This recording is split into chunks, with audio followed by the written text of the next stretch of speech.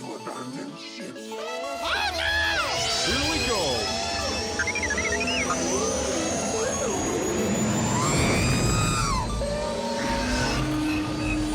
Can I persuade you to join us for a drink? It's a tradition. Here, here. Jar Jar, homie, my main man, quickly. Before the Separatists attack, get into the escape pod. Hey! This is escape, and we're the pod.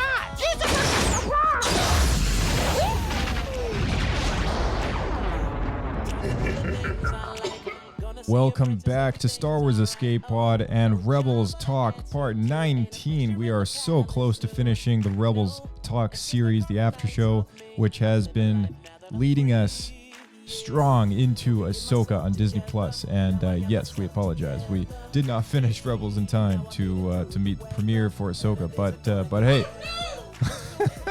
Oh no, that's right. But hey, I mean, here we are, and we're almost done. And we hope you guys didn't have to wait too long to get the final couple episodes of Rebels, but we're almost there. So today we are touching up on Rebels Season 4, Episode 9, Rebel Assault, Episode 10, Jedi Night, Episode 11, Dume, Episode 12, Wolves in the Door, and Episode 13, A World Between Worlds. With us, we got our co-host Blake. Let's get into it.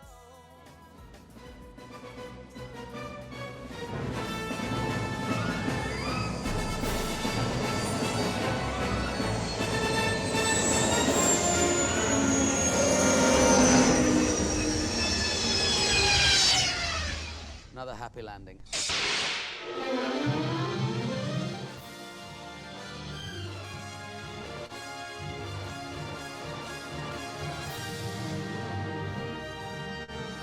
All right, here we go. Rebels Talk Part 19. Welcome back, Blake. Hello there. Good to be here. By the time this episode drops, Ahsoka Season 1, Episode 4 will have hit Disney Plus, and we are anxiously awaiting the 5th episode in Season 1. Yeah. Okay. Yeah. Like episode 4 just came out. Yeah. Yeah, I did. Which was funny because I was just doing the intro there, talking about how we were late. But the timing kind of worked out a little bit because yeah, a little bit, yeah. This episode we're actually going to be talking about the World Between Worlds, which also was just in the Ahsoka episode that just dropped, and will be leading directly into episode 5. That's true. That's a good point. I was actually, it was literally crossed my mind the other day when I was watching the episode. I was like, oh, ironically enough, like we are going to be talking about this more kind of in depth on Rebels Talk, like very, very soon. So, so it's good to get around to this and kind of get it off our chest. So here we go. For those of you who are new to Star Wars Escape Pod, welcome to the podcast. I mean, we've been doing this for just over 4 years now, and we've got a number of sub-series under our belts. We've done commentaries, we've done reviews for books, games. We talk about the latest stuff on Disney Plus. We sat through the Star Wars Christmas special, so you don't have to. The holiday special, that's right. And recently, in the spirit of heading straight into Ahsoka, we've been going through Star Wars Rebels, and we've created an after show for Star Wars Rebels. So we're at the tail end of the show, and in the next Rebels Talk, which will be part 20, we'll cap off with the finale episodes to Season 4 of Star Wars Rebels. So there's 4 seasons of Star Wars Rebels, and if you haven't seen Star Wars Rebels and you're listening to this podcast episode, spoilers ahead. And just forward, you can see what episodes we are talking about today by looking at the podcast description, scrolling down, hitting expand, whatever you got to do. In the podcast description, we have a list of episodes that we will be talking about, the season ID, and the title. So today is Rebel Assault, Jedi Night, Dume, Wolves in the Door, and A World Between Worlds. It's the first time we're nailing out 5 in a row. This is Season 4, Episode 9 through 13. And we're just going to dive right in because we got no time to waste here. So let's just get right to it. Season 4, Episode 9, Rebel Assault. This aired on Disney XD November 13th, 2017. It was directed by Stuart Lee, and Dave Filoni and Stephen Melching were the writers. Guest stars Anna Graves, Zachary Gordon, Warwick Davis, and Mario Vernaza. That's Warwick Davis, who played Ruch. I just love the idea of Warwick just doing all these sniffing noises into the mic. I just think it'd be so funny. Yeah. Because he's definitely a character actor. Oh, absolutely. Oh, absolutely. I'm going to read the summary for this episode so we all know what we're talking about. For those of you who have seen the show and you're tuning into Rebels Talk, this way you get a bit of a refresher. And for those of you who've kind of just never seen Star Wars Rebels at all, this is kind of, it's just going to be good to hear what this episode was about. And for those of you who have actually been with us the whole way through watching Star Wars Rebels and then tuning into the podcast, it's an incredible amount of work. So, we appreciate all the time that, you've enjoyed listening to us talk about it because we've enjoyed doing it. Right? Don't know why, but thanks for being here. The next stop, Resistance. No, man, I don't know. All right, Hera and her assault team arrive at Lothal and begin to battle their way past the Imperial blockade, while the Ghost crew on the ground sabotage the anti-aircraft batteries to allow an unhindered attack on the TIE factory at Lothal's capital. However, with Thrawn coordinating the Imperial defenses, the Rebel attack force is annihilated, with only a few survivors: Hera, Chopper, and the pilot Matin? That's what you have written down. Yeah. Managing to reach the surface and regroup safely as Hera's group attempts to slip out of the city under constant assailing by Ruch. Kanan returns to the capital to look for her, only to be stopped by a Lothwolf. And he asks it what he should do. Hera opens an escape route but is captured by Ruch. And before she can use it, Mart and Chopper are then picked up by Kanan and brought to the Rebels' hideout as the Lothwolf watches. This is the first episode set in 0 BBY. This is the first episode of Star Wars Rebels that takes place in the same year as Rogue One and A New Hope. This is also the last episode to air before the release of The Last Jedi, which was Star Wars Episode 8. Interesting episode. Let's take a listen to the Rebels Recon, and then we'll dive right into the notes. Rebels Recon, for those of you who don't know, is just a bit of an after show that StarWars.com once put together as Rebels was kind of airing on Disney XD, and it was really kind of useful at the time. It was just like we had our host Andy Gutierrez kindly kind of interviewing Dave Filoni and all the other writers of the episode, and so on and so forth. The only reason why I'm explaining that now is just for anyone new dropping in, catching the last couple episodes of Star Wars Rebels, because a lot of these episodes have a lot to do with Ahsoka. So I don't know if maybe some of you out there actually have kind of skipped to the end, and not that I condone that, but you do what you do. Okay, here we go. Here's Rebels Recon. Return in Rebel Assault, but I've got to ask, where's the rest of the Iron Squadron? Where's Goody? So Johnner? we had a discussion about this, a serious discussion about this, and Lieutenant Terrace. Oh, okay, cool. You okay? All right. Okay. She actually was probably the brains of them. She's the most reasonable one. She knows what's going on. Mart's a hothead who has something to prove. Johnner just wants space pancakes, let's face it. They're back at Yavin. Just chilling? Yeah, going over very important rebel plans. Mm-hmm. If you think about it too, if we'd put them in other planes, they'd have been shot down and might not have made it through because of character count issues. X-Wings make their first appearance in this episode. Where have they been? For the longest time, the idea was that the X-Wings were going to be a version of the clone fighters that were going to be ending the Clone Wars. Because we saw their ARC 170s. We saw stuff that was pointing in the direction that the X-Wing was gonna come had the Clone Wars continued. But they ended, and then the Empire was in power. There actually was a little bit of thinking to the X-Wings, because we did start with that geometry, that mesh. But then, because we had changed the TIE fighters to sort of have that more 70s toy vibe, the question came up, well, should our X-Wings be exactly the X-Wings that you see in the movies, or would it be better if we just tweak them a little bit so that they flow with everything we've seen before? So we did tweak it. It's a sort of a two-step thing where you look at what it really looked like, then you figure out how can you slightly play with those proportions to have it feel like it fits into Rebels. And then from there, you have to figure out strategically which bits of all that sort of detail to take off to simplify it down. It's another one of these things that you can't stray too far from. Even when you see the X-Wings in Ep 7, you're still like, they're different, but it's still the same thing. You have to still present it in a way that everyone's going to recognize it immediately. Right. It was so cool to animate X-Wings. It's like a dream come true. It's like you grow up with it and you see the trench run and everything, and you're like, finally. I think the biggest thing X-Wings will do is a lot more of the spins and things. So we have a lot more of those barrel rolls. They also have obviously the wings that can open and close and stuff depending on what they're doing. But I think also their cockpits. We went right back to the originals and looked at all that stuff about how much much sort of movement there was in the cockpit and tried to kind of emulate that. So there's a lot more sort of a herky-jerky kind of feel, which I think just kind of throws it back, which is pretty cool. It still has this feeling of, yes, I've been waiting for this, and now to have Hera in it makes it even better. If they had just shown up and it was somebody else flying it, that'd have been okay, maybe goody, but when it's Hera, I think everybody was excited, and I think it's the right way to do it. Hera pulls some impressive moves in her X-Wing. Who's a better pilot, her or Poe? Oh, man. Oh, boy. Oscar Isaac, please turn off this video. Don't look at this.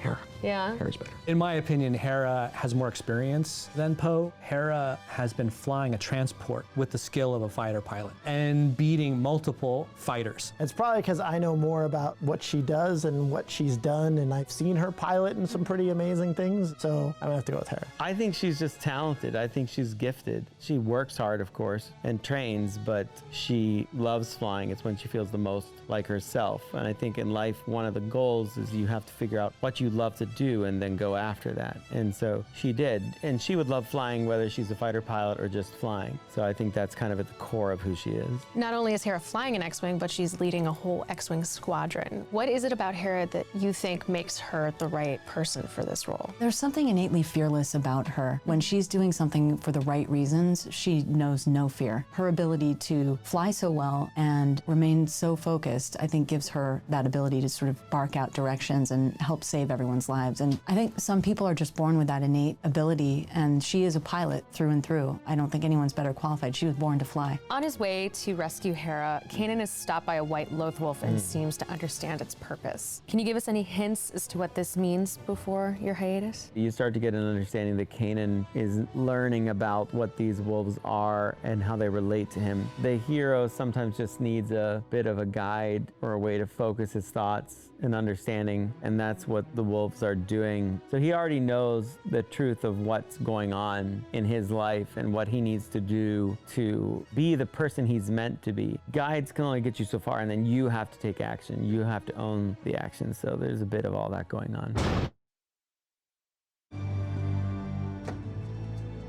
I live my life a quarter mile at a time.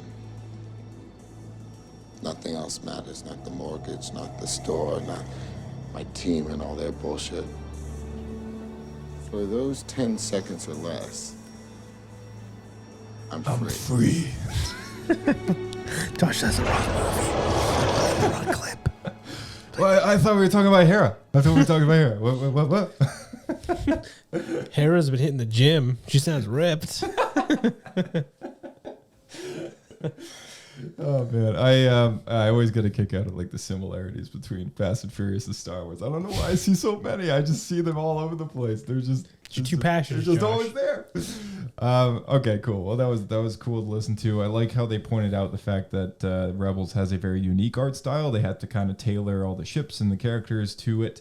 Doesn't necessarily mean that it's a different type of X-Wing, unlike The Force Awakens, where they actually are a different X-Wing. They're a different model. T70, yeah. Yeah, is it T70? Something 70. Yeah, it's like T something. Like Pretty sure it's 70. They do I type up T70, you get a picture of a tank. Oh, I don't want that. T70 X-Wing. Yeah, you're right. Yeah, T70 Boom. X-Wing. There you go. School. So cool. Yeah, very cool to see that. We get our first X-Wing, Y-Wing, TIE Fighter clash in the entire series in this episode. I feel bad because I didn't even notice. I mean, I guess, yeah, it's true though. I mean, like we went like back in the day. I mean, when this was Star Wars Rebels coming out, right? You know, we're expecting this is going to be like Rebels Empire, but like no, it's like we had most of the focus on the crew of the Ghost, and we didn't really get to see a whole lot of this X-Wing kind of TIE Fighter action. But this is really the first time this is starting to happen. And in the series, they've been using only A-Wings, right, and one B-Wing. Exactly. Up to this point. Exactly. Yeah, the A and B.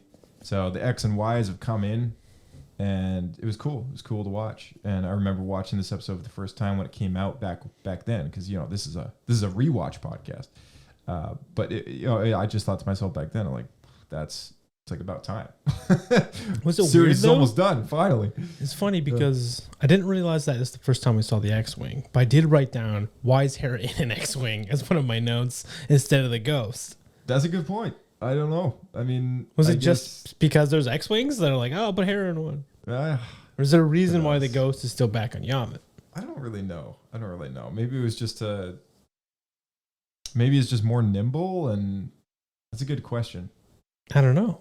To serve the purpose of the story better, I guess. I don't know. She loves her ship. She feels at home in her ship. Yeah. Because she needs to crash land? Yeah. Maybe that's why. No Because she needs to get stranded. Yes.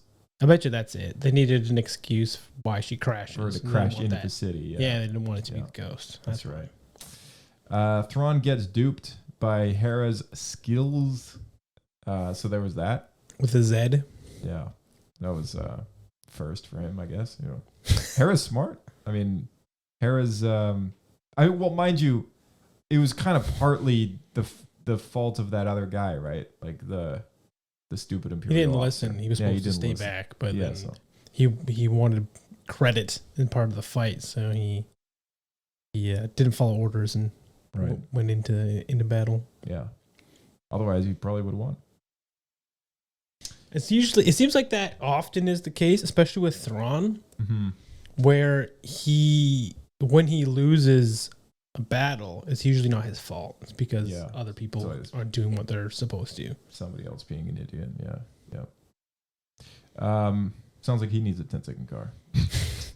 For those 10 seconds or less, I'm free. 10-second Star Destroyer. Needs a stress reliever. We got Kanan and the Wolves again.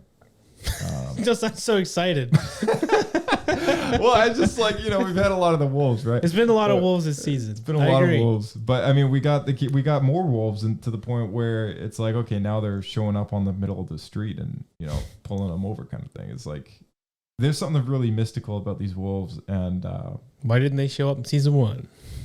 Have they been here the whole time? For being gone for 100 years, they sure show up a lot. Hundreds of years. Yeah, they do show up a lot for something that's been extinct for a while. But I think overall it was a pretty good episode. I can't say it was like one of the best of the best, but it was a necessary kind of mid chapter to bridge the gap. It's a setup for the next episode. Yeah, it's a setup for the next. Totally. So we don't want to linger on it, but I don't know if you got anything to bring up on this one, or it was interesting. This episode didn't have a whole lot going on, so I didn't have barely any notes. Yeah. So other than Hera, I was wondering why she was an X-Wing. The only thing I wrote down other than that is, so we're now at 0 BBY. Mm-hmm. And in this show, we are still using the ATSTs that are like the old ones, kind of Clone Wars looking. We're not using the ones that we see in Empire Strikes Back. Yeah, you're talking about the ones that we saw or in Rebels Andor. Season 1, right? Andor also has. Does it? Was it called was it called an APDP or something? ATPT maybe. It's like DP something or another. APDP. Josh, that's Disney Plus. Star Wars. I'm just like I gotta know. All-terrain defense pod. ATDP. So I want to know why we don't have proper ATSTs at this point if we're so close to the original trilogy. I don't really know. It does.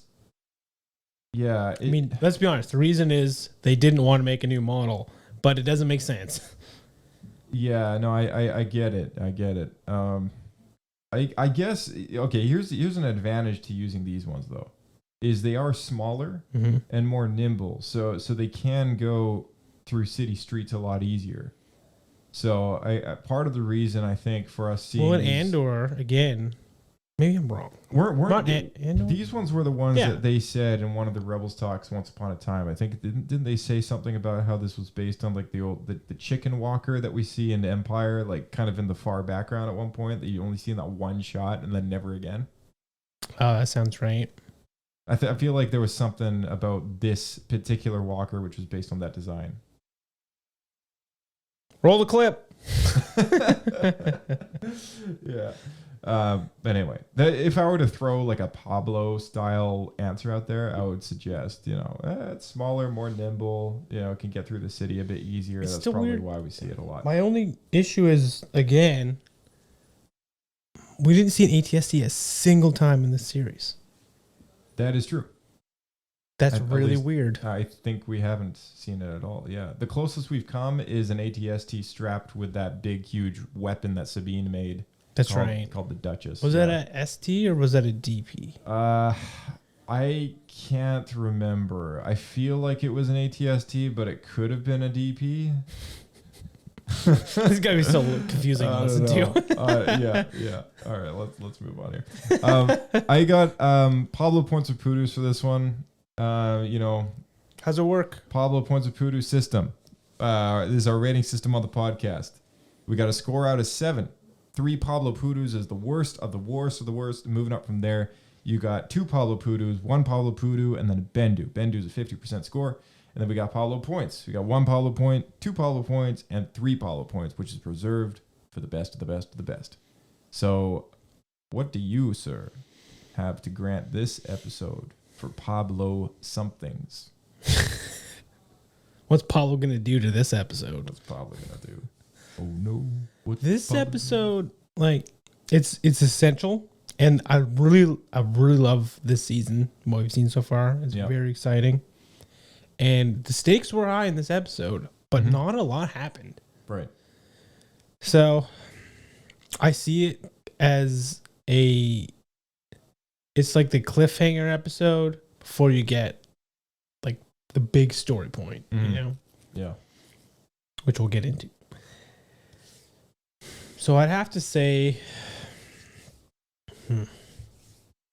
it's tough. I'm going to say I'll give it a 1 Pablo point, because I would still rather watch this than something in, say, season 1, but this episode wouldn't get me excited to rewatch it. Yeah, I would agree with that. I'd probably give it 1.5.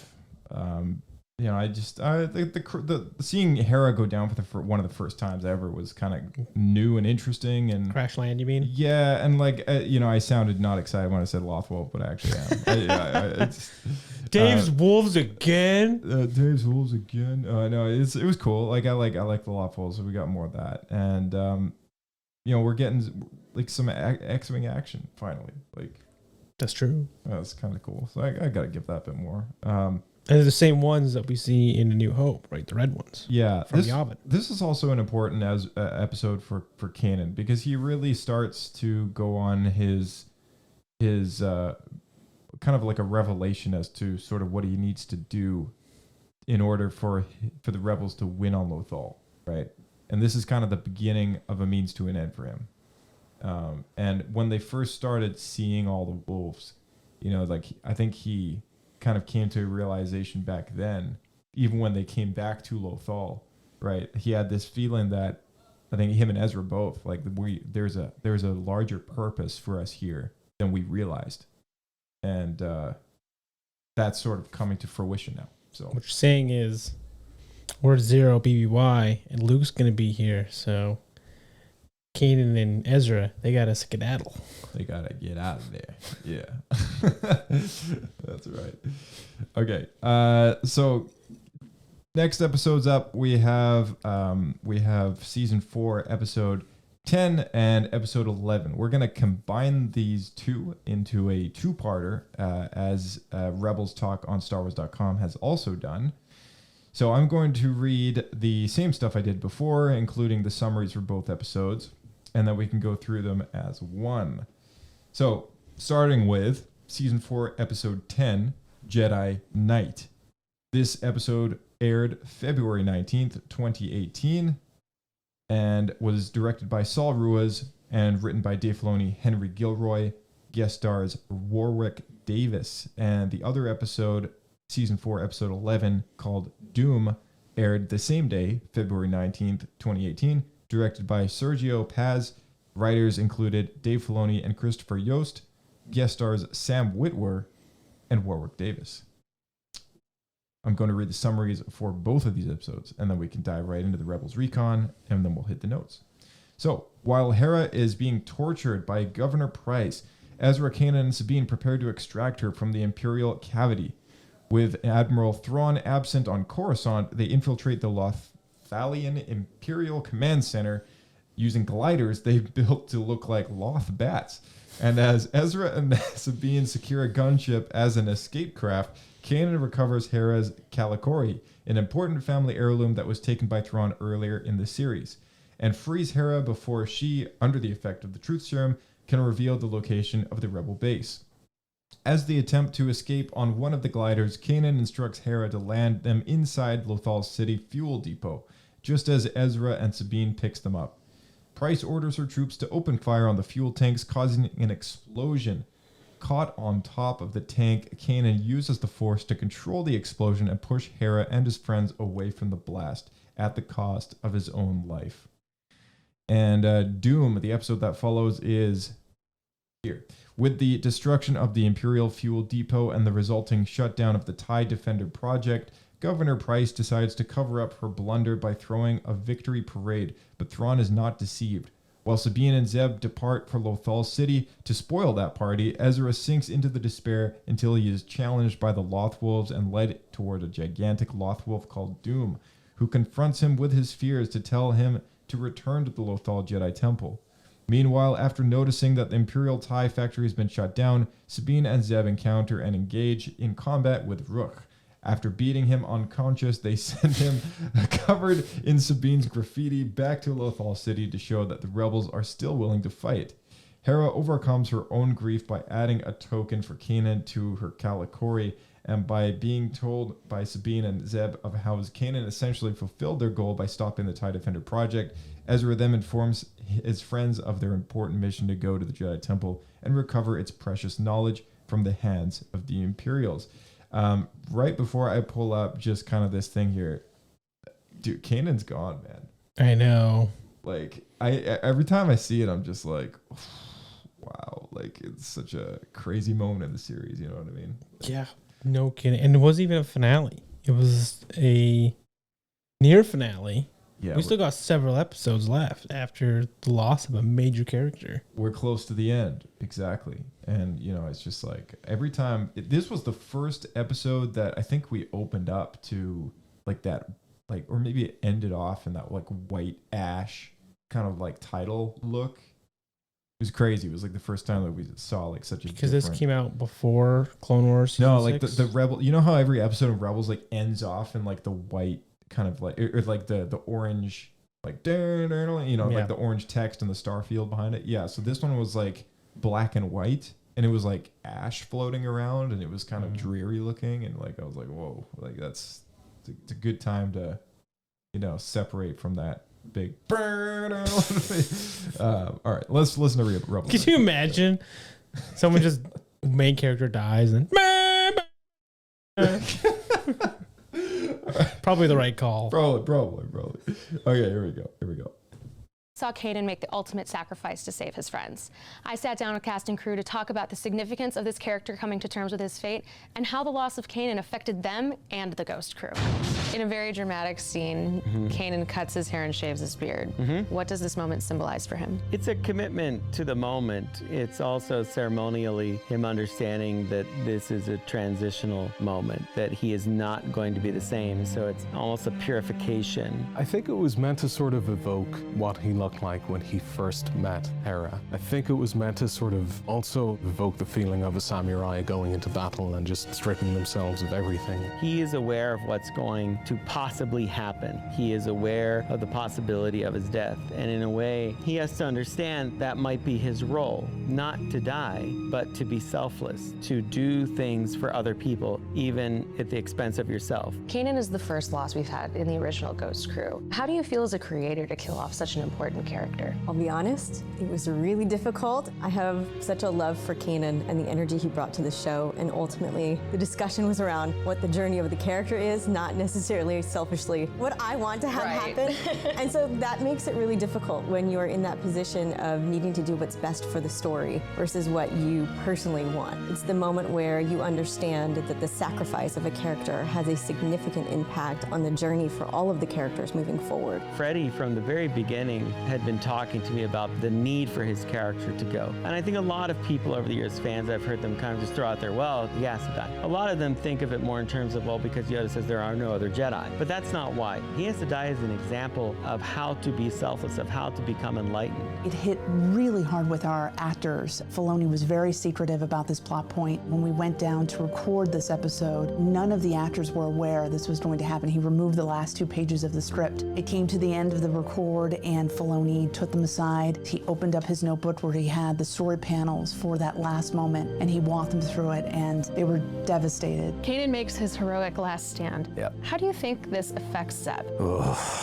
Well, the same way it affects me. I've become so close to Freddy as Zeb has with Kanan. There's a brotherhood between them, and I think it's a horrible loss for him. And yet, I think Zeb's primary instinct is honor more than anything else. And I think the way that Kanan went out in such a heroic fashion, Zeb was probably proud of his brother going out that way, and I think that's what he'll carry with him. I think Hera, as calm and cool and collected as she is in general, this is one moment, I think, where you see her truly broken, shattered, and incapable of computing what's the next move and how to face it alone. I think she knew how much he meant to her, but the fact that she will never see him again, she's just catatonic, and I don't think we've seen Hera like that ever. Once it became a reality, it really washed over all of us as people as well. Oh, Freddy's kind of gone. We've been a close-knit group for a while now, so I think that just enhanced the acting and really helped everything. But yeah, it really affects Ezra. That's kind of everything to him. That's who he's been closest to, who he trusts more than himself, I'd say. Also, the way that Kanan did it was a huge learning experience for him. In the last moments of Kanan's life, he seems to regain his sight. What do you feel happened in that final moment? Clarity. It wasn't that we're actually seeing each other, it's just that everything connected. For how I perceived that moment is that everything's okay. When I was doing this scene, when I was staging it, and I was lining up these shots and I was drawing them, and when I drew it, I could just see his eyes, and I was like, that's a moment where he could see her. And I thought in this moment, because he's in this point where he's just kind of energy, where he's about to die, when he's more one with everything he's ever been, he would have this clarity where things like physical sight, it just doesn't matter. And so I think it just really plays at that moment, that emotion. And though it's sad, and I do, if people wonder, feel bad, you just have to trust me.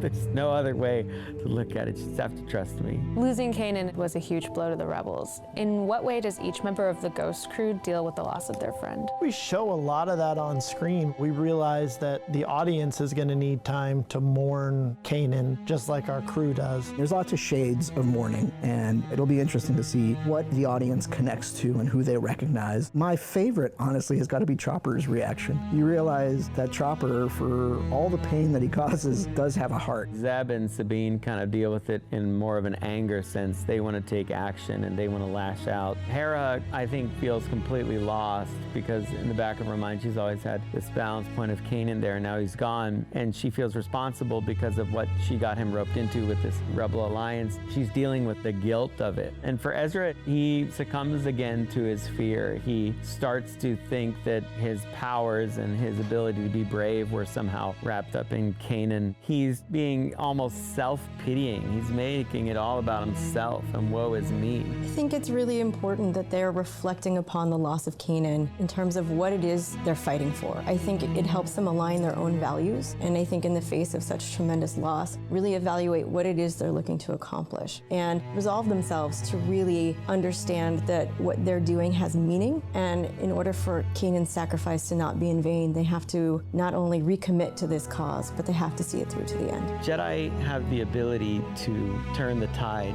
to make a significant moment, to give hope where there's none. That's their ultimate role, to be this example of selflessness. And that's what makes them a hero when no one else can match that heroic thing. And then our job is to emulate that, to use that example and further our own lives.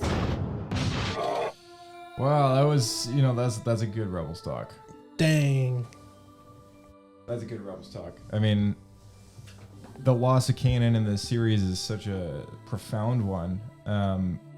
Going from the novel, he was like one of the first Jedi survivors that we kind of learned of when we entered this whole Disney era of like Star Wars content, new books, rewriting history sort of thing.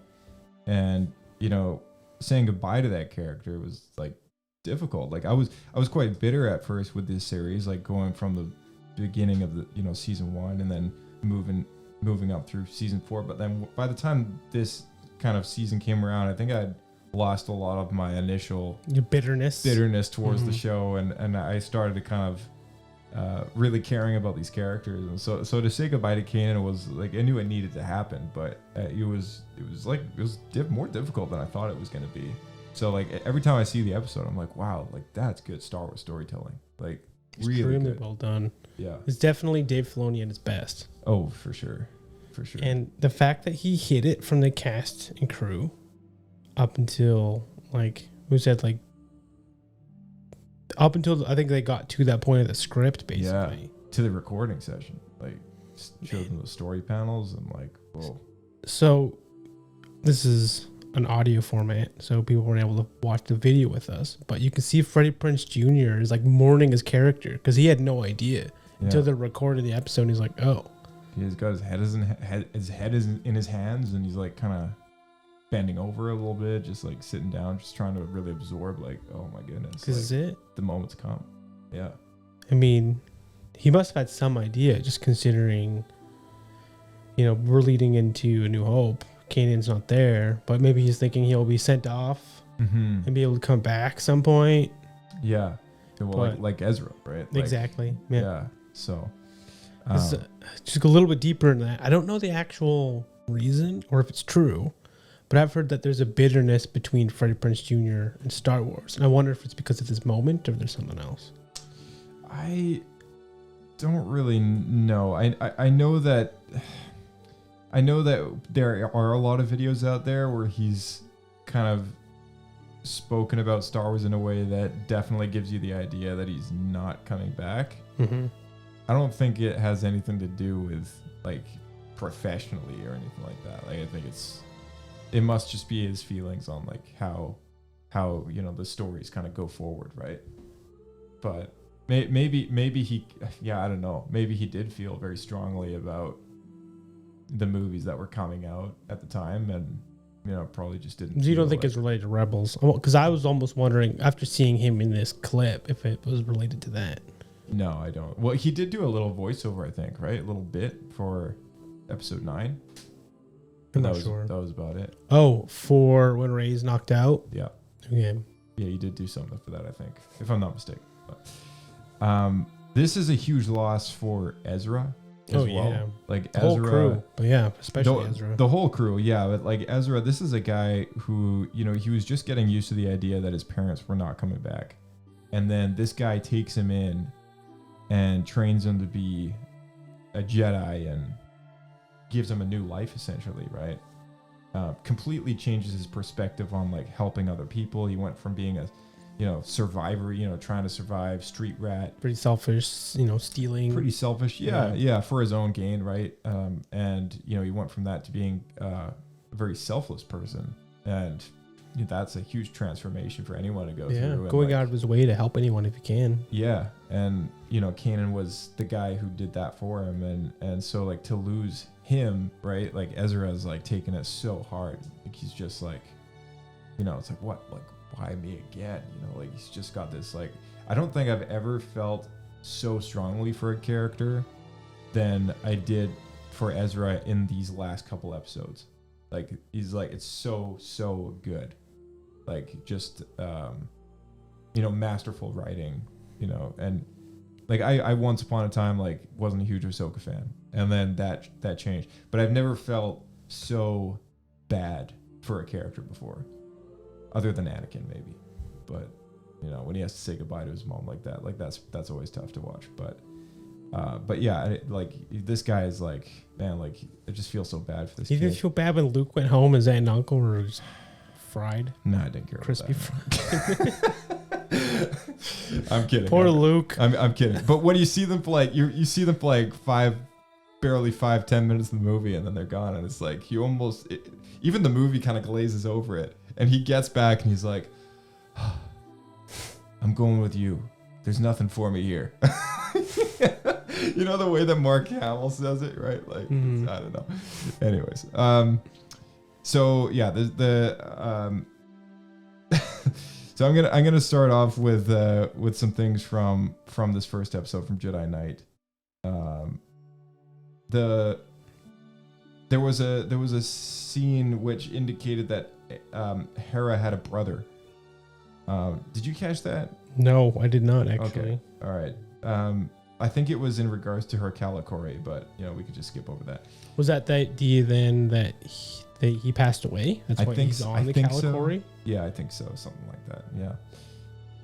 The creatures on Lothal, it's always Loth something. Loth rat, Loth bat, Loth wolf, Loth cat, you know. Is there a Loth rat? Oh, I'm sure there is. If they got Loth bats, right? Yeah, there's no way. But anyways. Loth antelope. It's kind of funny how we spent Loth so hippo. much time on Lothal and just never seen these things before. And now all of a sudden they're like gliding Everywhere? into the city. And now they're like, oh yeah, we'll blend in, no problem. it just works, you know? What's that over there? Yeah. I love how the stormtroopers even like, they notice it too. And they're like, oh, it's just those Loth bats we've been seeing the entire time. That Meanwhile, we've never seen before. as an audience member, you're like, what are you talking about? We've never seen these things. Like, All I could think about was Ewok gliders. oh yeah. I like, how did these even work? Like, I was just like blown away. They got pulled off the ground by Chopper. Yeah, and then they like, just float in. Yeah, like a glider. It's engineless, right? It's like engine. Yeah, but like it's like like it's that windy. Like, dude. Kanan just kept force pushing behind him. Yeah. Well, see, I could buy that. I could buy like maybe the Jedi are using the Force to kind of keep it floating a little bit, but I don't know. I thought that was one of the cheesiest parts of the episode, but I got by it pretty quick. You know, as soon as Kanan died, I was like, oh shoot, okay, none of that matters anymore. Yeah, true. Yeah, Kanan gives himself the haircut and the shave. Dave Filoni put it pretty well. Yeah, it's like a kind of a almost like a this is it sort of thing. I guess he knows that something's about to happen. It's to mark a transition in his life. Yeah, he's stepping into a new era. Yeah, a new kind of totally. Yeah. What's interesting though is I watched this episode and then Ahsoka episode 2 came out, and in that episode Sabine also cuts her hair off.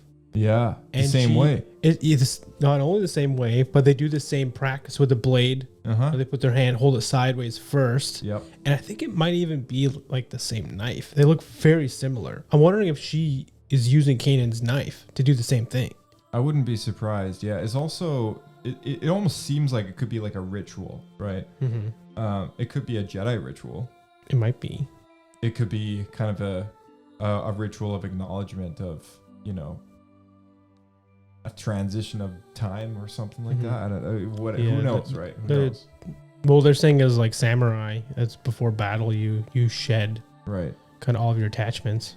Right. Yeah, that's it could be a Jedi thing.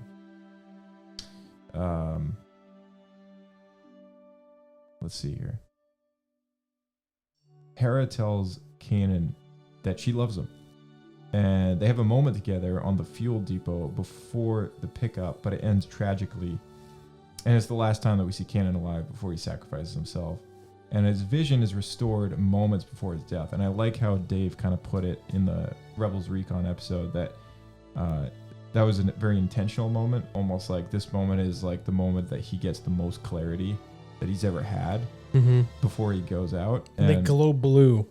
Yeah, and well, he's got blue eyes traditionally, but I think doesn't he have blue eyes before? But I don't, whatever. Like they definitely make an effort to kind of make that color pop, right? Like he's kind of seeing everything he needs to know to become one with the Force and save all of his loved ones at the same time. Hear me out. So when Sith are doing like using the dark side of the Force and it's flowing through them and they're doing evil deeds, their eyes go bright yellow. Yeah. So it made me wonder, maybe in the moment where a Jedi is doing their most like selfless thing on the opposite side, to the light side of the Force, that's why his eyes go blue, because he was willing to sacrifice himself. I guess so. I mean, I could see that. Well, we don't see it anywhere else, so it's just like super random theory. But maybe it's because they died before we could see it. I have no idea. Right. Yeah. No, I'm just trying to figure. Yeah, he does have blue eyes, I think. They can't be that bright though. No. Well, I don't know. It's animation. They're pretty bright as it is, but like it's not like this one. It was emphasized a little bit more for sure.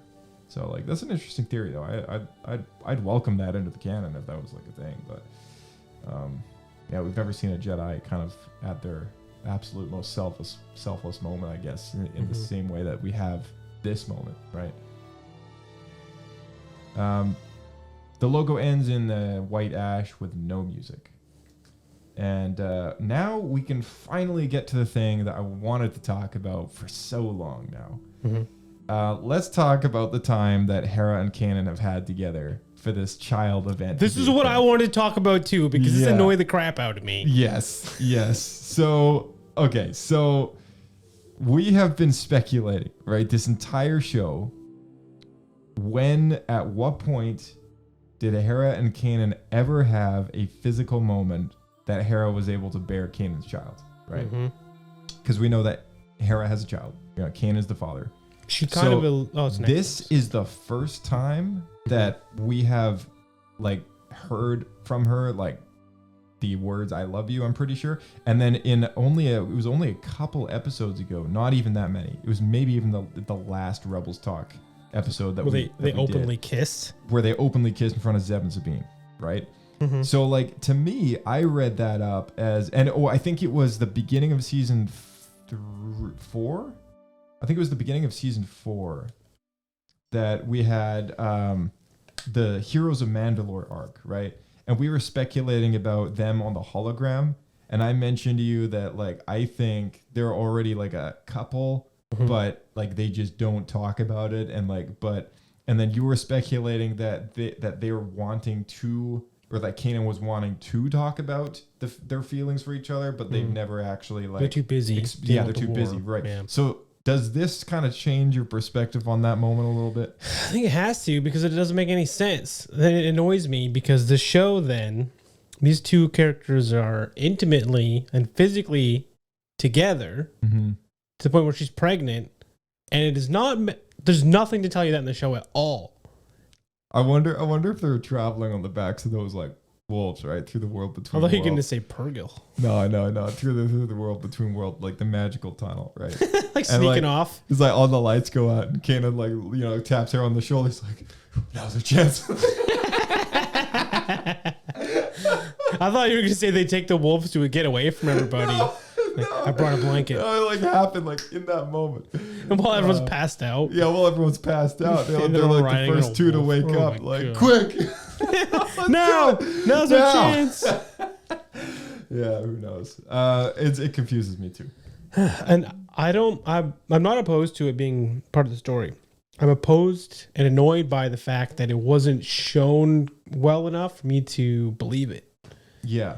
So, No, I don't even think it's an issue that they didn't have the time to show it, because I think they could have fit it in. Showed them, being together. Yeah.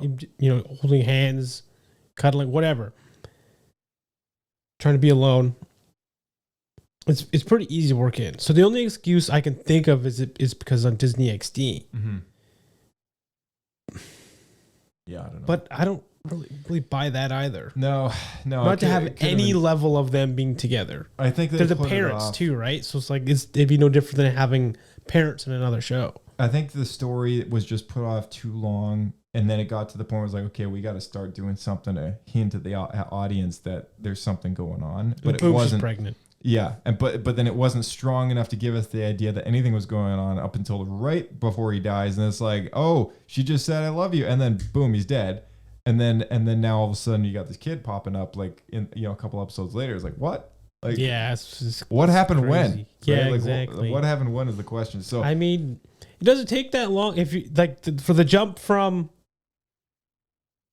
literally they could just get together and make a kid at any point in time. Yeah. It is, but it's like that actual, part doesn't take very long. Yeah. It's more of the storytelling to get you to the point of that happening in the first place. Yeah.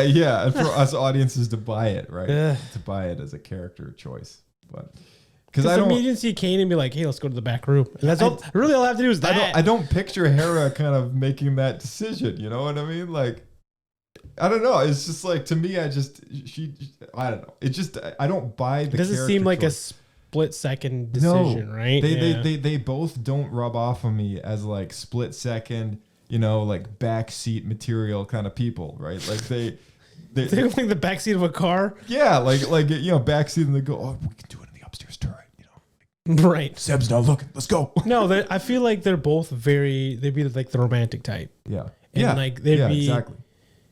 I feel like it'd be a proper relationship. You date someone for a while, get to know each other, that sort of thing. It doesn't feel like we kissed and that like 20 minutes later you're in the bedroom. Right. Which, unfortunately, with our timeline means that's just what maybe we not have 20 to minutes, believe. but like over a few days. Maybe. I mean, I guess they had but- some time on the glider before they landed on the fuel. But why is it out the glider? Just like soaring above a whole new Ezra, go try it world. It's just like as they're on the glider, going down to the fuel depot. Oh my gosh. We'll take the back one.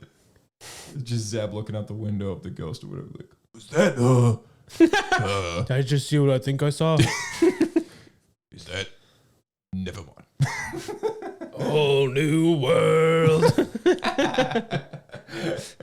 All right. Next episode is Dume on the list of this two-parter, and opens with the same Ash logo as the last episode that ended.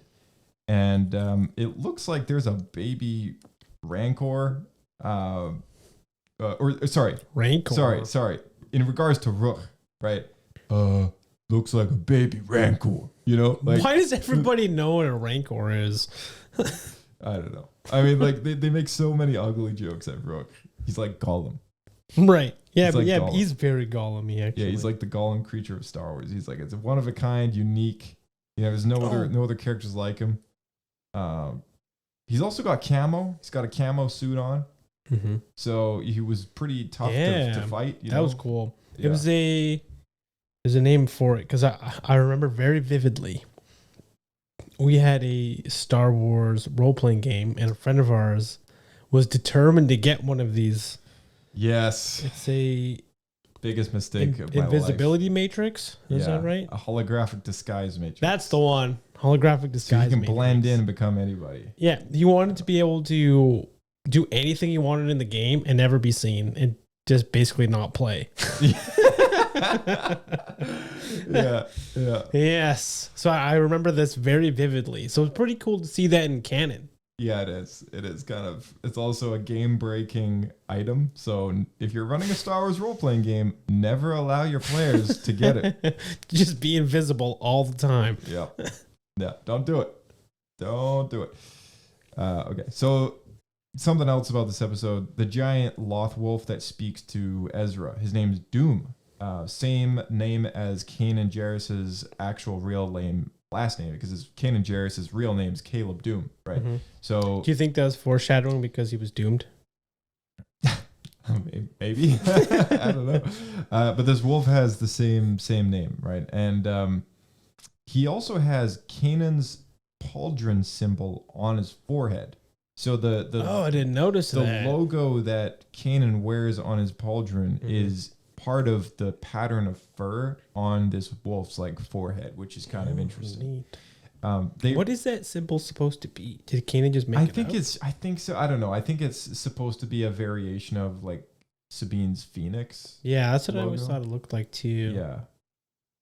Anyways, I just think it was great parallel. The way that Ahsoka describes, I think at one point later in the series, Ezra kind of speaks to Ahsoka about it, and she says that since Ezra since Kanan is part of the cosmic force now, his essence can kind of like live on and still kind of be present amongst the living in a different kind of means of intent, if she puts it a little better in the series. But I think we're actually gonna probably pull that up, since that's in the World Between Worlds episode, I believe, or the Wolves on the Door episode. It's one of the two. We might talk about it in the next one, since I think it's actually the next one. Maybe find that clip if we can.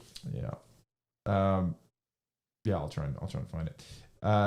So let's see what else. They give Ezra a stone with some hand symbols on it. Say it's from the Jedi Temple. It's a piece of the Jedi Temple. They say to Ezra that knowledge and secrets are at risk in the Jedi Temple. And they say to him, restore past, redeem future. And this is in regards... Wolf talking is so awkward. Yeah, the wolf talking is a little awkward, yeah. Restore past, redeem future. Past. Save. Future.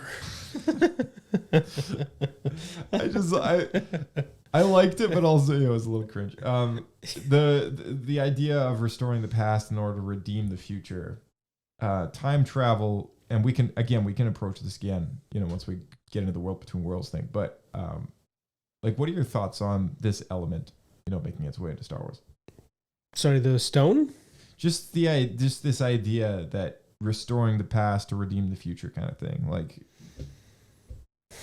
It's interesting because that really gets into the idea of timelines. Yeah, because the Lothal is literally talking about the world between worlds. He's intent to send Ezra there, right?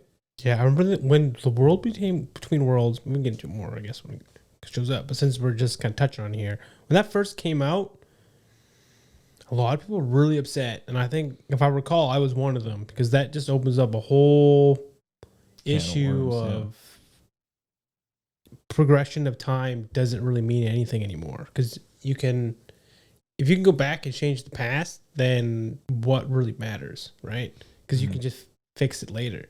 Well, I think that's the thing. I think the fact that it's happened, it's always happened. That's sort of the way that the world between worlds works. It's like Ezra we're seeing it from Ezra at this point in his life having to do that. But sort of from where we came, it's always happened. Yeah, but is there an alternate reality where it didn't originally? Because it's weird, because I'm wondering, in this case specifically, we're talking about with the wolf, is he telling Ezra to intentionally go and change the past because maybe that wasn't supposed to happen? Right. And so the current timeline is almost, so in Doctor Who, when they deal with a lot of time travel stuff changing, right? Mm-hmm. There's, in that series, in that lore, it's like time is more like a liquid, where there's things can kind of ebb and flow, but at the end it's all the same liquid. Right. But there's certain points within the timeline that cannot change. Yeah. And those are kind of the pillars. Mm-hmm. But everything around that, which is a lot less meaningful, can change, back and forth. It's kind of irrelevant to the overall history of the galaxy or whatever. Yeah. Universe. Yeah. Are they going for something like that? Yeah, I mean... Or is it one linear timeline that self-corrects? Yeah, and that's the thing, right? We haven't had too much from Star Wars Rebels, ironically enough, even though this is the show that introduced this whole concept. I feel like we'll know more about it now that Ahsoka has reintroduced this place, right? We only just kind of tail-ended on episode 4 with her in this place. So I have a strong feeling we're going to go into episode 5. This is the one that's going to be in cinemas. We're going to be in the, in the action of this, the lore of this place will be explored a bit more. And not to mention, Dave has had multiple years to think about this. That's true. So I just have a strong feeling this is going to be a conversation we will revisit at some point in time, whenever we talk about this place again down the road, once that show kind of if it does end up doing that, that would be a nice conversation to have. But yeah, let's do sorry, one more thing. Kanan is honored on Hera's Kalikori. So that was what do you think of that? Hera basically considers Kanan part of the family, right? It makes sense. She's gonna bear his child.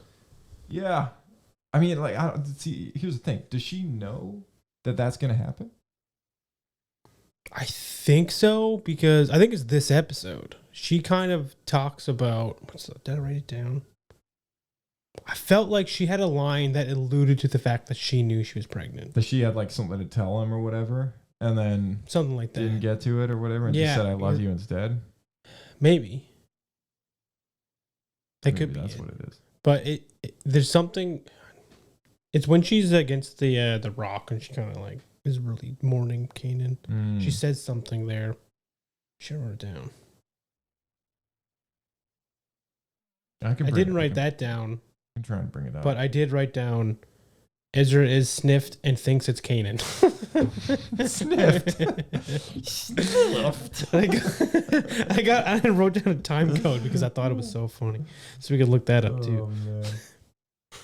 It's like I'll try to recreate it. It's like he's sitting there and he's crying and against a rock, all he hears he goes, Kanan? I laughed so hard. Where is it in the episode? I said 14 minutes even. 14 minutes even. Okay, all right. We gotta play that clip. We gotta play that. Okay, all right. Here we go.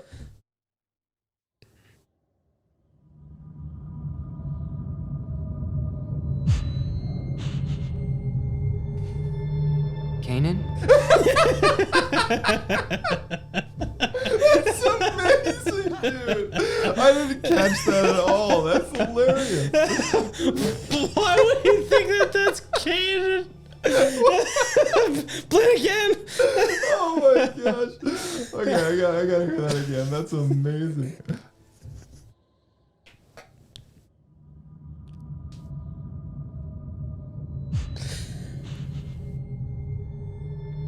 Kanan? I loved it. I love it. That's amazing. Oh, jeez. Just hear sniffing behind you, like Kanan. Like how often does Kanan sniff you? How often does Kanan sniff you? But mind you, this is after he's dead, right? So it's just like, okay, like seriously, like even more unlikely of like a response. It was like the PTSD from Kanan sniffing him all the time. I know, right? Like it just makes it so much better because it's like, how often did he do this, man? Like, how often he's did he got come trauma. up behind Ezra and like. You smell good, kid. You been hitting the gym? Oh man! I'm glad I wrote that down. Oh jeez. Kanan? Nice. Okay. Oh, Do you want to actually find the scene where Hera's like against the rock or whatever? Okay, yeah. What scene is that? I didn't write down a timestamp, but it's near the beginning. Is it? Yeah, I remember it being near the beginning because the rest of the episode about Ezra. Okay, let me see. While you're looking that up, I forgot to mention in the previous episode that there's actually a Easter egg that. So there's a name drop where they're talking to Grand Admiral Thrawn about the TIE Defender program. Yeah. I think he's talking to Tarkin, and Tarkin says that Krennic and Stardust looks very promising. So it's like they're trying to pick between the two, even though it's had so many delays and it's taking so long, whatever. Right. So it was a nice little nod. Yeah, because at this point, Rogue One would have come out because Last Jedi just dropped after this last episode. So Rogue One at this point had been out for a year. Yeah. Yeah. So there's a neat little kind of drop there. I thought, just kind of noticed that. No, it was good. That is good. Yeah. I like when they keep everything all tied together like that. Totally. Nice little bow. All right, here's the scene.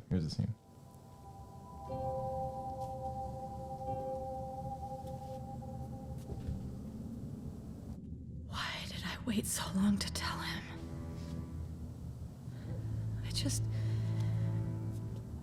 I thought there would be more time.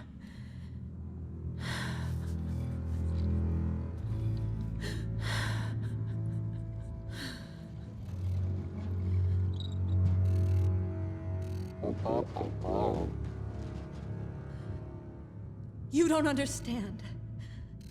If I had listened to Kanan, he would be alive. He said starting a war was a mistake, And he was right. He was right, and now he's gone. And it's my fault. I was the one who was blind. The Kalikori. Kanan found it. In the middle of everything else going on, he knew how much this meant to me. He rescued me and my family history.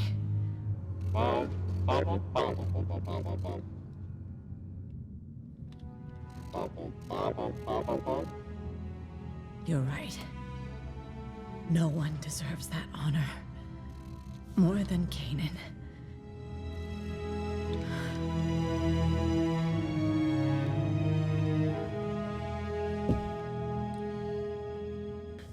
Yeah, I don't know. No, I think you're right. I think she's referring to the I love you. Yeah. I think there was a gap between watching those two episodes. I'm like, well, I know she's pregnant, so it's probably that. Right, yeah. Maybe she doesn't know she's pregnant yet. Maybe. Doesn't seem like it. No, it doesn't seem like it. So, like, it must have been very, like, recent before this particular episode came out. And Well, we don't see their child until the flash forward scene. So, and I don't know if it's voiced. I can't remember. But it could be that... It's not, yeah. Then maybe it was just added as an afterthought. Yeah, I guess so. Yeah, it could have been. Definitely could have been. Could have been like end of the series. Like, you know what? Let's just throw a kid in there. so well thought of. So anyway, okay. Kanan's honored on Hera's Kalikori there. That was a touching moment. Okay, let's give this thing some Pablo points and poodoos, and then hit up the last two episodes. It's for both episodes together. Yeah. Both episodes together. So this is season 4, episode 11. Sorry, season 4, episode 10, Jedi Night. Season 4, episode 11, Dume. What would you, if they have to be graded separately, you can do that too. I'm going to give them a flat out score, 2.5 Pablo points. You know, I'd say these episodes really knocked it out of the park. You know, definitely some of the most standout episodes of the series. Yeah, I agree with that. I think I would elevate that to being some of the most best episodes that they've done in Star Wars animation as well.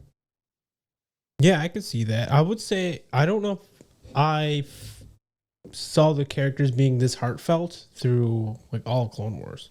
Mm-hmm. You could argue maybe season 6. Yeah. But that's it. Right. Like being this emoted. Yes. Yeah. So yeah, I think I agree with you there. There's probably, let's say, 2.5 Pablo points. Pretty. All right. It's pretty like respected for their work here. Yeah. Because the first episode, it's like, I guess it does what it needs to, but really it's just them getting to Hera to save her. But then it's the sacrifice of Kanan that really elevates that episode. Yeah, 100%. It raises it from like a 1.5 to a 2.5. Yeah. Yeah. And then the second episode for me is all like just mourning this loss. Mm-hmm. Again, not a lot happens, but you really are able to feel the characters, and that is so rare for an animated show, let alone an animated show on Disney XD. Yeah. So I got to give them props for that. It's probably not a lot of 12-year-olds that are excited about this episode. No. Hurry up! Get out your lightsabers! It's like the first time in this show that I turned to a kid like that. So boring. I want to see Anakin again. I'm bored. Can't wait to be a parent. Oh, jeez. All right, let's move on here. Season 4, episode 12, Wolves in a Door, and season 4, episode 13, A World Between Worlds. So, Wolves in a Door aired on Disney XD, February 26, 2018, directed by Dave Filoni and Bosco Ing, written by Dave Filoni. Guest stars Ian McDermott, Malcolm McDowell, and Adrian Wilkinson. A World Between Worlds was directed by Dave Filoni, Bosco Ing, written by Dave Filoni. Guest stars Ian McDermott, Malcolm McDowell, and Adrian Wilkinson. These are the summaries first one being for Wolves in the Door. With the aid of the Loth Wolves, Ezra and Hera and Sabine, Zeb and Chopper head for that Jedi Temple, which they find being occupied by a mining guild excavation team led by Imperial Minister Hayden, who is very close to penetrating the temple's secrets. By interpreting an unearthed mural depicting the Mortis gods, the father, the son, and the daughter, Ezra uses the Force to bring the images to life, which show him the location of the door. However, despite their disguises as Imperial scouts, their presence is found out and the alarm is raised. Ezra escapes through the door into the temple just before he can be captured. And A World Between Worlds reads, Sabine ended up being questioned by Hayden and is asked to interpret the pictograms that he was found within the Jedi Temple, thereby learning that the Emperor intends to breach the barriers between life and death as a final stepping stone for controlling the Force within the entire universe. Just after she has deciphered how to close the portal, Sabine is extracted by Hera and Zeb. In the meantime, Ezra wanders within a void between space and time until he is led by a convoy to another portal, which is open to a scene of Ahsoka's final battle against Darth Vader. Just before her imminent demise, Ezra pulls her through the portal into the void, and after realizing that he has a chance to save Kanan as well, he makes an attempt, but is dissuaded by Ahsoka from changing fate. But with the opening of the Lothal door, the Emperor is finally able to reach into the void and attack them. Ezra and Ahsoka separate and escape through the portals to which they have come. With Sabine's hint, Ezra is able to seal the access way to the void, which also triggers the collapse of the temple. After a narrow escape, Hera returns to the temple, which is completely vanished. But with what she has learned in the void, Ezra is finally able to overcome his grief over Kanan's death, realizing that if he had pulled Kanan out, he and the others would have perished instead. So with that, this is Rebels Recon. This week, we not only got to see the return of Ahsoka, but of the Emperor as well. I sat down with the cast and crew to talk about what the Emperor was really after in the Jedi Temple, a little more information about the Mortis gods, the world between worlds, and Ahsoka's fate. Check it out.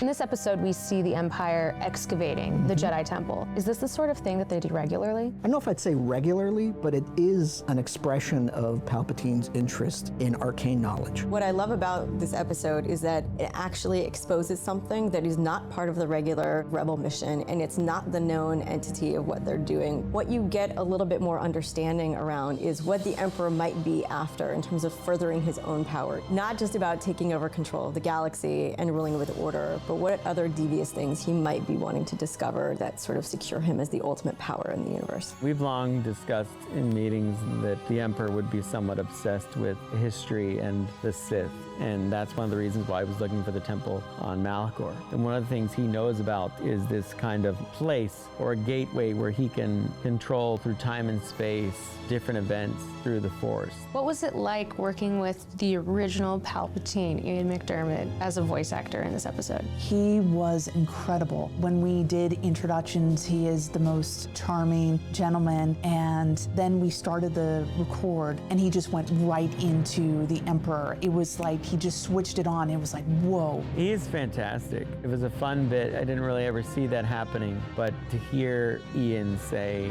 Ezra Bridger and Ahsoka Tano was pretty cool. Pretty magic moment in my time here at Star Wars, that's for sure. Because we had already sort of crossed a lot of the same bridges with Obi-Wan and Tarkin and Yularen, we'd done enough characters that had appeared in live action that by the time we got to the Emperor, it was easier to figure out what would work and what wouldn't work because we'd done enough characters in that sort of vein. He was one of the more sort of painless designs. Ian McDiarmid has a very distinctive profile, so as soon as you get that big Hulk nose in and you put in the scary orange eyes and you know that that voice is going to be there, you could almost just do that. Ugly and old is always going to be easier than pretty and young, so no offense to Ian McDiarmid or anything, but saying the character of the Emperor is fairly ugly and old, so it makes life easier. The painting on the wall of the temple is a representation of the Mortis gods seen in the Clone Wars. Can you give us some insight on the Mortis gods for those who need a refresher? The Mortis gods were a concept created by George when we worked on Clone Wars, and he had us do this arc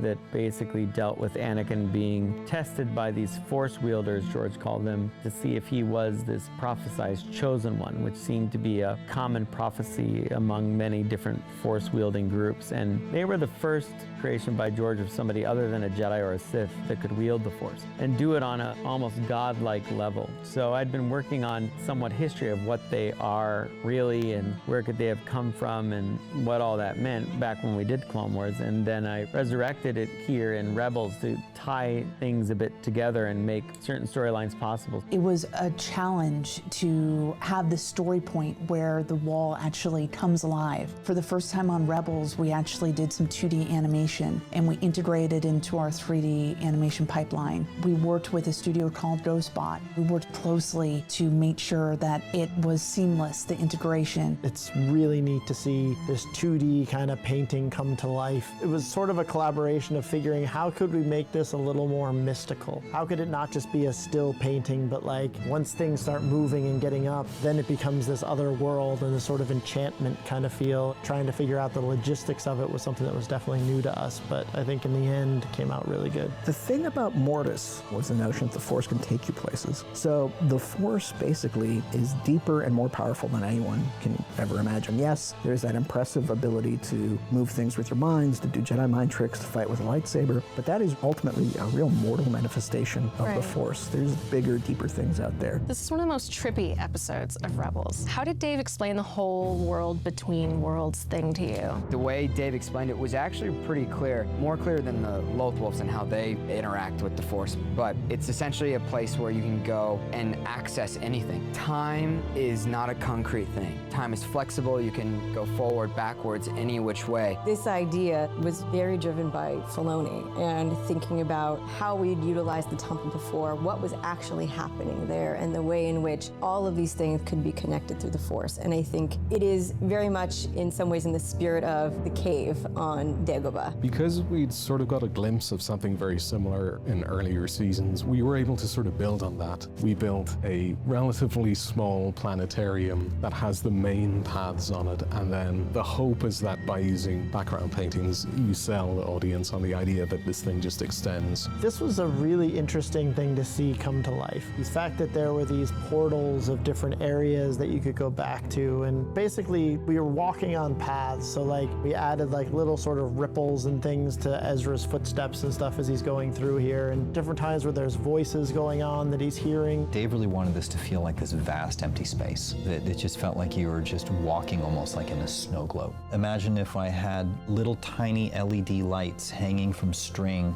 all around this room, and I shut off the lights, and you're just walking along those stars, as opposed to space that feels like everything's plastered to the outside. And so that was very important for us to have that and these constellations that were always in frame. I always have several small goals. One of the things I wanted to do was find a way to tie together all of the Star Wars films and animated series in one place so that people get this idea that this is all a connected thing, that they're not desperate from each other, that they are inclusive of each other. And I believe that Star Wars has this grandeur to it. I believe the Force has this infinite space to it. So I started seeding in season 1 this idea of a place where there are stars. When Ezra's in the Jedi Temple and he gets his lightsaber crystal, he is in that world between worlds. He just doesn't know it yet because he's too naive and he's not fully unlocked. The next time he's there with Yoda, and Yoda obviously knows about it because Yoda's talking to him through this as some kind of conveyance where they can both exist in this place, but they probably aren't very far from where they are physically. But it doesn't have anything to do with the physical. It has to do with kind of where they believe they are and where they are mentally. So finally, when he unlocks all the secrets, he can go into this place and have more of an awareness of what's actually going on, and this is when the full world is revealed to him, and then he knows that evil also wants it, because things like that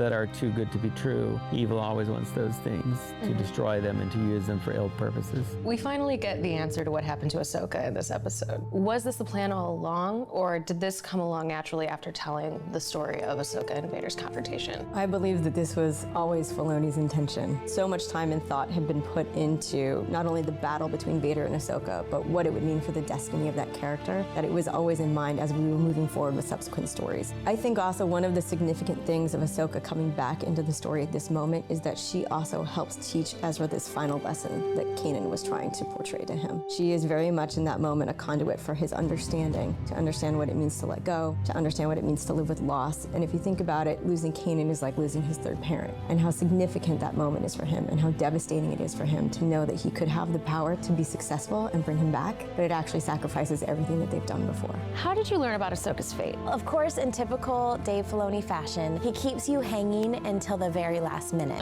Prior to the episode, he came in and he broke down the entire episode. That's really when I found out what was happening. And we actually recorded this episode and these scenes several times. We did some rewrites, and then also even just to emotionally get to the right place. I just really liked this idea of giving fans the completion of that battle and seeing that moment again from a different point of view. The fun thing for me was that I could tell this whole story about her and meeting Ezra and what's going on, and then end precisely where I ended before in season 2.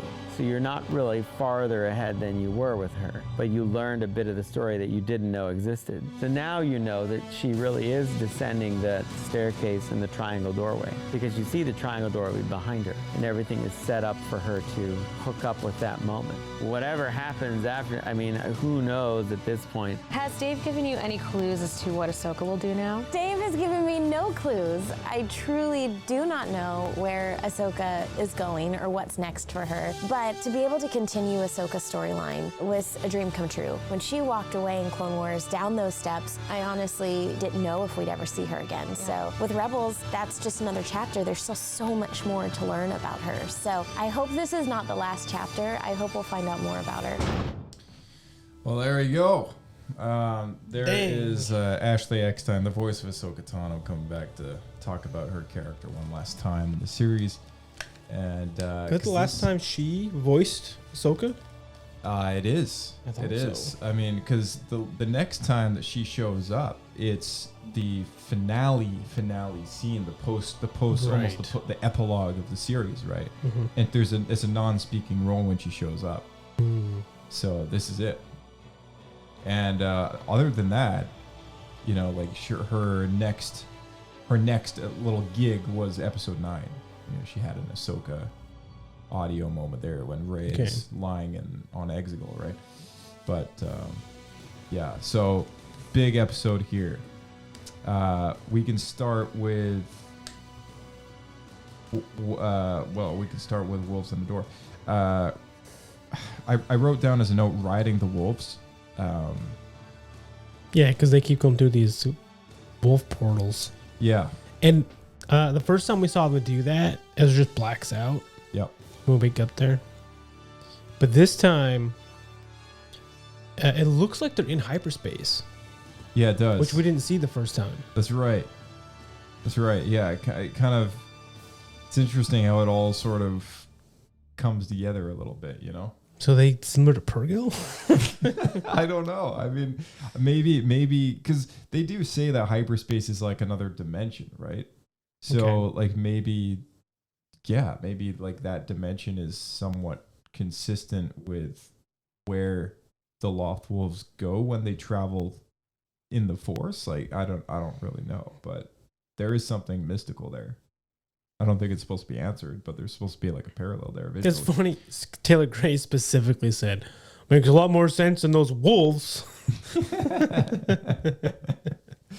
The traveling through the planet again with the wolves magic tunnel, it flashes us back through Kanan and Ahsoka moments, which are people who have guided Ezra before, and they all heard voices in the tunnel, right?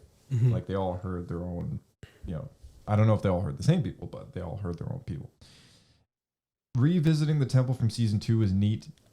The Jedi Temple on Lothal, we see even more sides to it than before, literally, as the artwork on the walls of the Anchorites of Mortis appear before Ezra, acting as the key to the gateway to open up the world between worlds.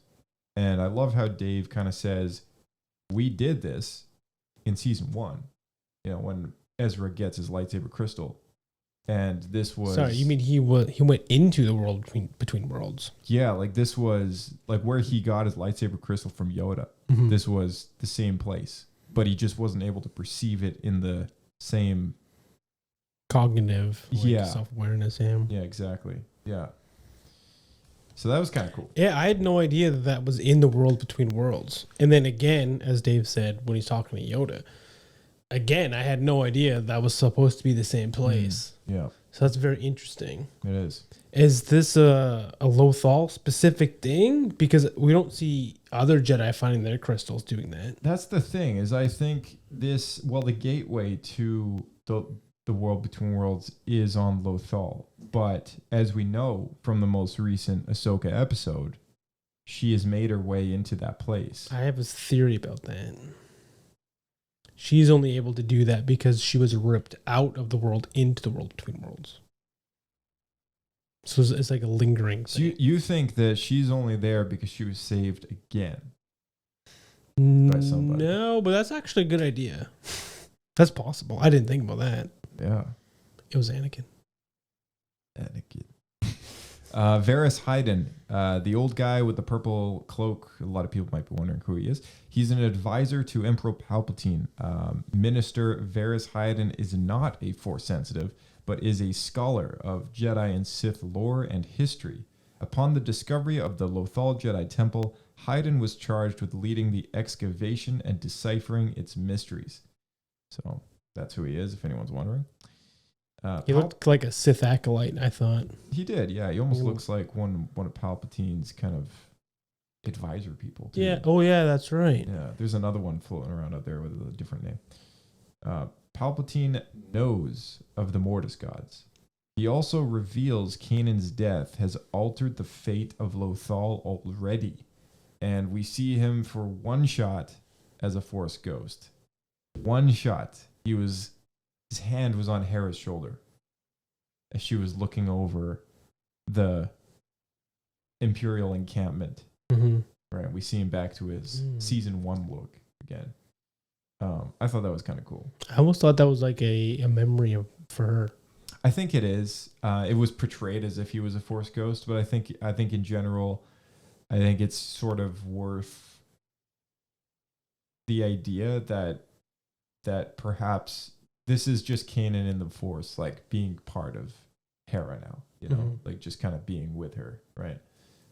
In the same way that when Rey calls upon all of the Jedi of the past, you know, I hate to keep bringing up this moment, but I feel I am all the Jedi. Yeah. I feel like she is calling on all of the Jedi of, like, you know, she kind of in that moment she feels them all with her, right?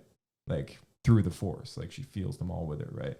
And weirdly, I think like there is something coincidentally in line with that moment with this place, you know, like there is sort of the same idea behind that everything's connected, right? It's interesting how that plays directly into the world between worlds. Yeah, it does. Yeah, exactly. Anyways, are we gonna get directly into the world between worlds and the situation it now puts us in? Yeah, for sure. The only thing I got on this other episode here is opening the gate. We hear the echo of the daughter of Mortis describe themselves as the beginning, the middle, and the end. The transformation of the art is pretty cool to see, and thanks to Rebels Recon, we know that a 2D animated studio actually helped produce that work, because that was really cool. Yeah, I didn't know that. That was cool. Yeah. Because I didn't realize they had never done 2D work before. Yeah, guess not. On any of the Lucas Arts shows. Lucas Animation. Not a single one. Maybe the old Clone Wars Gandhi stuff, maybe, but I don't know. Well, that was contracted out through Gandhi Studios. Yeah. So it wasn't LucasArts. Yeah, something I don't know, I guess. Yeah. He who controls the temple controls the universe thing is a bit crazy to hear. I'm not, just for a quick name drop, because I was thinking, what other shows could I think off the top of my head that were 3D that had 2D put in them? The first Ice Age. The first Ice Age. That's wow. right. Yeah. Because they did the wall paintings, right? The That's cave right. drawings. Yeah, that's right. That's a good point. Yeah. Okay. World Between Worlds episode. He controls the temple, controls the universe thing. It's a bit crazy to hear. But at the same time, it's an underrated story, 1000%. It is 100% something that Palpatine would seek, right? Oh yeah, A you power have like ultimate this. control. If he had that, he would never ever lose power because he could just fix it. Right. If the rebels won, he could just go and change it. Yeah. Nothing would ever matter. It's pretty nuts that this is a center point to the universe, though. Right? I know this really concerned. When this first came out, it concerned me, and it still concerns me because it opens the door to having the Marvel problem where people die, but no one's really dead. Right. And that, to me, just kind of ruins any storytelling because there's never any stakes. Well, here's the thing, though. I don't think we'll ever get a story where someone dies and then later they come back and then it's retroactively because of the World Between Worlds. I think it's being used very cautiously. In the season 2 finale, we did see Ahsoka walk into a cave and we knew, oh, she lived, but we didn't know how and we didn't know where she'd gone for like 2 seasons, right? Up until this point. And we realized this is what happened. Since she went back through the door that she was saved from. Yeah. And went back to that moment, right? So she kind of went into the void for a brief moment and then back out when Vader had kind of walked away already, right? So there was this, it's not like, it always happened, right? It always happened. It's not like there was any time skipping. There was no later fixing it and trying to make it seem like it was all part of the plan, right? And I know this episode does specifically address that, where as soon as Ezra realizes what he can do, his first thought is, I'm going to go save Kanan. Yep. And so he goes there and finds... By the way, the fact that if there's infinite doorways and he finds the 2 he wants within like 10 minutes, that's pretty dang lucky. It is, yeah. Anyway, the whole point was for him to learn that Kanan's sacrifice was necessary. And Ahsoka specifically says if Ezra tries to save him, he's going to kill all of them in that moment because it's Kanan's sacrifice is the reason why they lived. Yeah, exactly. Yeah. I liked how Morai, Ahsoka's bird, represents the daughter in a physical form. At least at this point in time, the remaining life force. You know, we were actually talking about this just on the Ahsoka after show. So when she's a spirit guide. Yeah, she's like Ahsoka's spirit guide sort of thing. She helps Ezra find the portal to save Ahsoka. And which is also interesting because she would have been one of the 3 people that created the portal to the worlds between worlds in the first place. Yeah, if they did, right? Which I assume maybe that's probably very likely.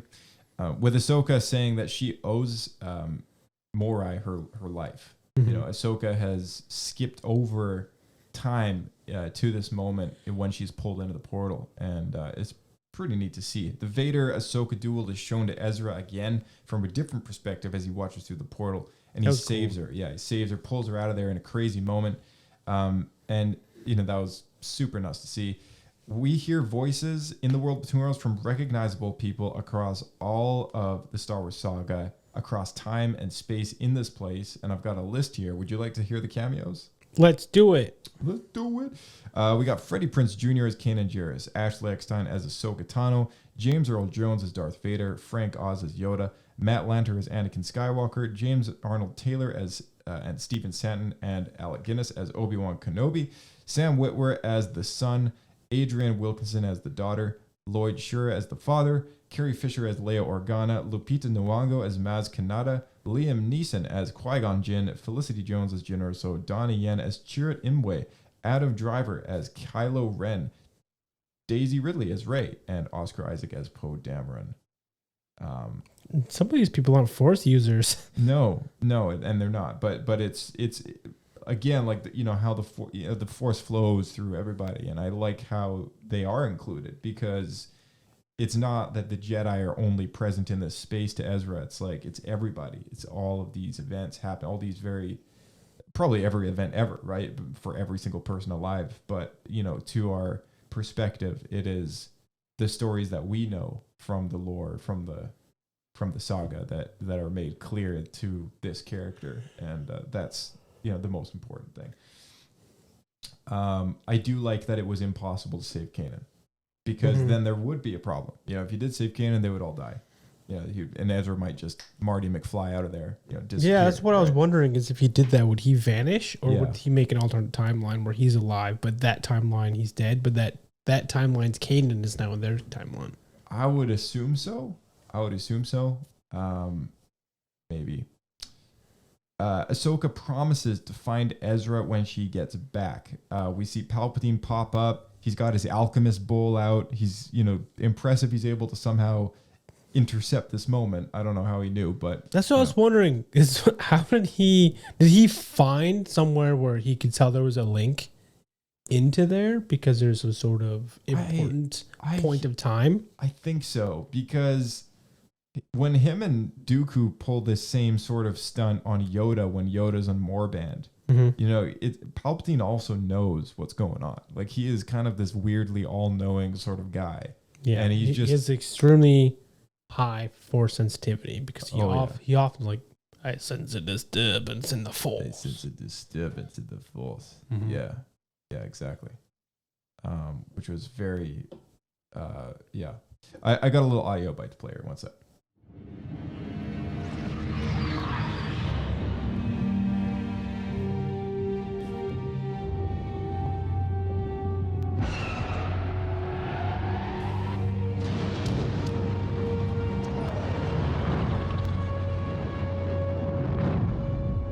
I can reach him.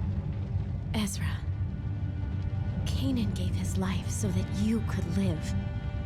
If he's taken out of this moment, you all die. You don't understand what you're asking me to do.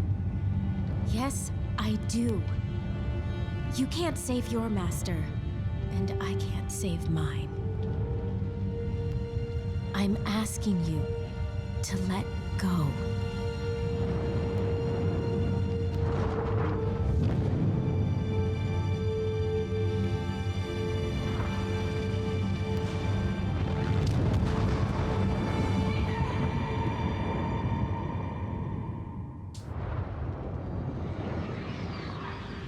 I'm sorry, Ezra, but you must see.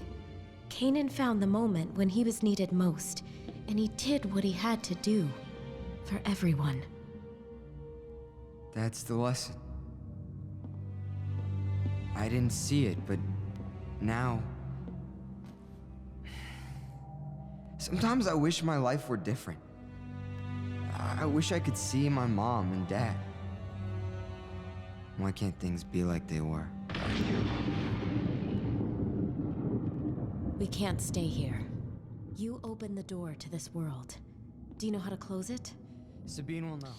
Man, like, that moment always gets me a little bit. When he's trying to save his master. Yeah, well, when he realizes he can't, right? But then also, like, kind of what he says after, and he's like, I wish my life were different.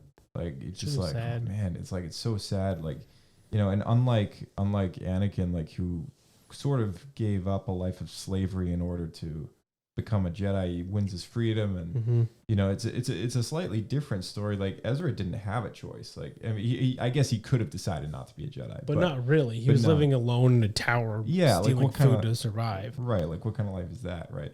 And I guess you could say the same about Anakin, but he still had his mother, and even though he was in slavery, like, he still had family. He still had family, and he actually walked away from that. And he had a purpose. He was working with Watto. He was repairing stuff. He was potentially pod racing. Right. Yeah, and Ezra had nothing. Right, like, Ezra had nobody, and it was just like, just from the moment that we meet this kid up until this moment here, like, and just having him watch this whole event again, it's like traumatizing for him. And he's just like, sometimes I wish my life were different. It's like, I don't think I've ever felt more bad for this character than I have, like, watching this episode. And the lesson that he just learned is that there might be a point where he's just going to have to give up his life. Yeah. To save others. Yeah, absolutely. And we know that's going to be right around the corner. Yeah, he learns the ultimate lesson through Kanan in this moment, right? It's like, that's the lesson.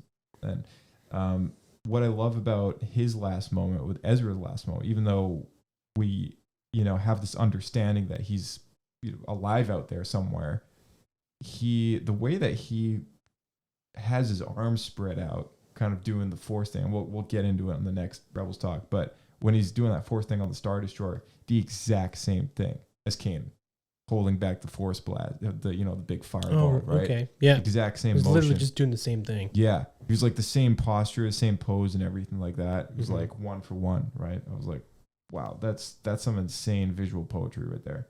They kind of rhyme. Yeah, it's like poetry. It rhymes. Yeah, Ahsoka promises to find Ezra when she gets back. So that's motive for the Ahsoka show. That's motive for her character. And it's not just Sabine who wants to find Ezra. It's Ahsoka too. Mm-hmm. And the music in this episode was great. I gotta say, this entire episode had one of the best, among a few others. Some of the best music I think that we've had in the series.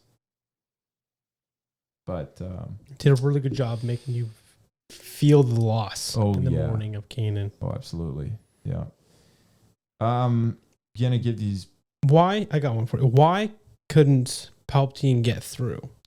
So he was able to send fire through this portal. I don't even know what he could see from his perspective. He could almost his hands came get through. Yeah. But why couldn't he step in? I know we just played a clip and it was kind of alluding to once Ezra leaves, the door's shut and then no one can get in again. Right. I think it's very tough for him to get in. I think he's trying to break in there, and that's why he's trying to get Ezra out of there, right? Because he knows. I don't want Ezra out because from what we just heard from this audio clip, he can only get in while Ezra's in there. Well, I think what he wants to do is pull him towards him so he can grab onto him and then pull himself in or something like that. Because at the moment he can only barely get his hand in, right? So I think that's sort of what they were going with that, but. Meanwhile, he must be in this awful little cold cave or something like that, doing all this Sith sorcery stuff, and he's literally sending lightning and stuff into probably what's just nothingness, right? It's just that's the part air of in front of him, because Vader is not. It's not like Vader's looking out. It's not like Doctor Strange, right? It's not like we're looking at a portal from the other side. Yeah, two-sided. It's not a two-sided thing. Because I think what you're getting at is when Vader and Ahsoka were dueling, they couldn't see Ezra, but Ezra could see them. That's right. Right. Yeah. And somehow wherever they go, the portal kind of evades where they are. It's just he's perceiving them from this other reality, this other dimension, an invisible entirely. Window. Yeah, exactly. And through the Force, through space and time, he's able to pull someone out. So I think for the Emperor to kind of have this moment of trying to break into that, that must be insanely hard to do. He's the most powerful Sith in the galaxy, and he's barely able to get his hand in there. So that's a good point. Yeah. Well, do you think then Palpatine, because he came back in Rise of Skywalker? Yep. Do you think instead of the cloning whatever story we got, it would have been better if he used the world between worlds to alter time? That's how he survived. I think what would have been a really good idea is if they knew that they were going to go that direction with that story. Because when this episode came out, let's not forget, Colin Trevorrow was still writing episode 9. Mm-hmm. I think what would have been a cool idea is if Palpatine did make it in there, but was being held back somehow from getting too far and still managed to see a portal in which he died. And realizing that there is this inevitable fate in his future, starts planning obsessively for the next life. Starts planning obsessively for his return. So he saw it coming. It wasn't just an emergency plan. It's because he knew it was going to happen. That's what I think would have been a good idea if they knew that's where they would have taken this character. But I don't, and one of the reasons why I have such strong negative feelings towards episode 9 is because it was such a last minute pulling out of the rear end. How can we save this trilogy?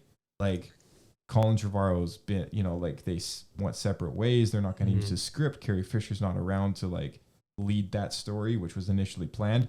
How do we do it? Right. And they bring back JJ, and the plan is, let's just bring back Palpatine. It was the plan all along. It's that's easy enough to come up with, but it's that's not, I still strongly disagree with the fact that was a correct decision for Star Wars. And, it would have been better if it was planned, because then at least there's some sort of past, present, future thing going on where this makes sense, right? but it only makes sense within the context of that one movie, and it doesn't make sense for any of the continuity going into it.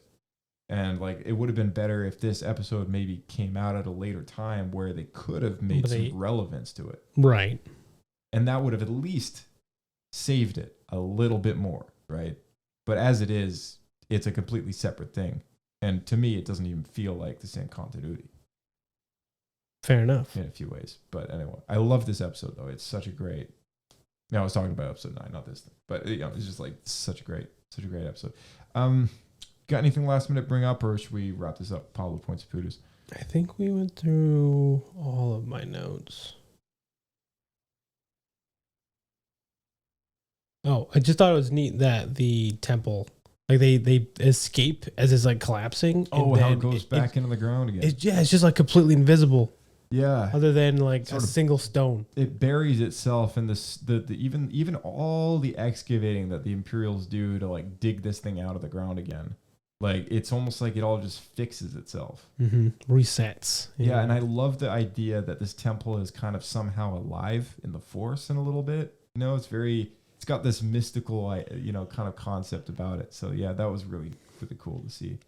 And the ending off with Ezra finally accepting Kanan's death and seeing the wolf, like look at him one last time and then move on in the background. It's like in the sunset or whatever. Mm-hmm. It was kind of touching. I was like, oh. It's very touching. Yeah. Pablo Points of Poodles. What are you going to give this guy? I would say this is another like the two-parter. So we got Wolves in a Door, and then we got A World Between Worlds.